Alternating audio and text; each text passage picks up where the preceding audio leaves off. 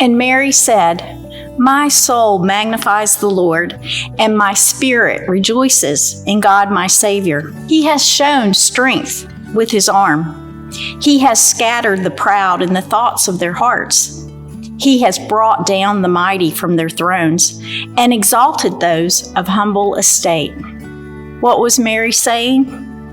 I think that the strength of God's arm is the enduring presence and power of God's love to flourish the life of the world, that we know as the power and presence of Jesus and his love. Mary recognizes God's muscle or power is being flexed to show the strength of his love for the whole world through her.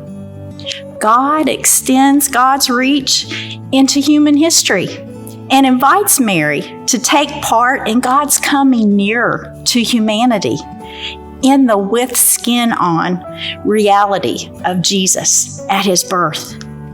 And in that, God's love will interrupt, disrupt, and show many that the way to success in God's kingdom is not what they thought. Certainly not measured like they thought or only available to who they thought. God's love could come and grow anywhere in someone who was willing to receive it, nourish it, and then share it with the world. God invites Mary.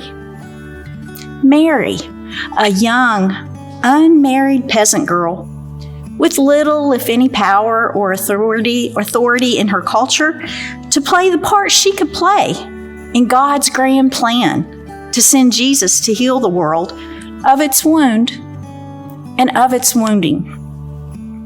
God invites Mary to say an embodied yes to do the good that is hers to do so that God's love for the world can grow and show.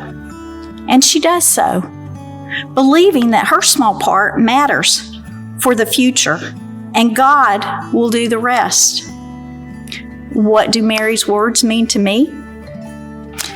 Mary's words reveal to me her belief that Jesus and his love alive and on the move, transforming the lives and loves of the proud and the humble, begins and continues with an embodied yes, with our embodied yes to God's call. Personal experience I had several years ago helps me understand even more about these words. It was a Thanksgiving morning at our community breakfast at Fredericksburg Baptist Church. God affirmed and strengthened my call to embody love for God and others. And it was during a time when not much seemed to be going right or well in my personal life or ministry life. I felt ineffective to bring much of anything to bear the good fruit that God intended. There was a nicely dressed young man, clean cut, who stayed long after the others had gone. He had eaten with us and helped out afterwards by cleaning tables and taking out the trash too.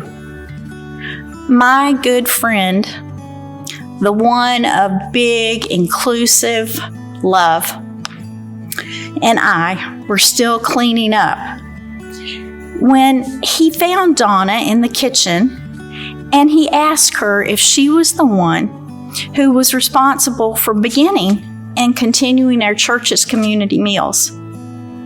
Donna and her husband Ron came to join our church through helping out at our community meals.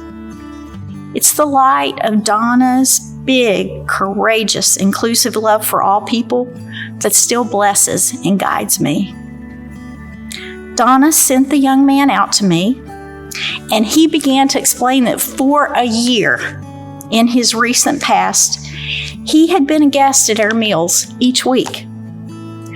The regularity of those Thursday meals, same time, same place, and the people who welcomed him and served him had helped him to hang on and finally sort out a way forward during a time when he was unhoused.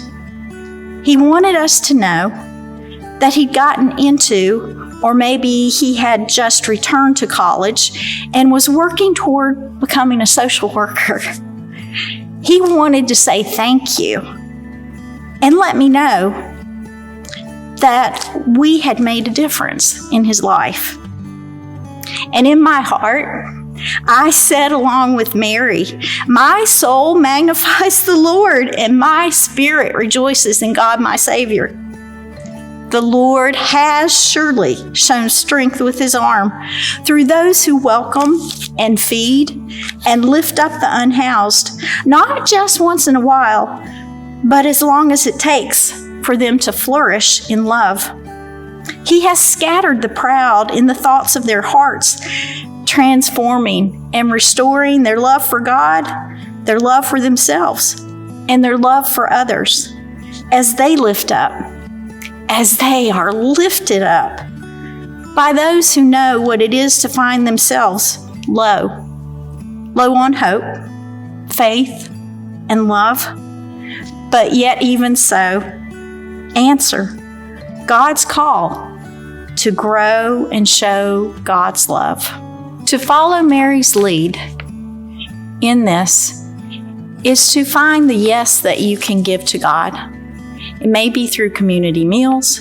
It may be through working at Micah. It may be through reaching out to someone at your church. But it is the constant presence that allows something more to happen than an event, than a time of feeding. It allows for God to do God's work in God's time. We keep the door open.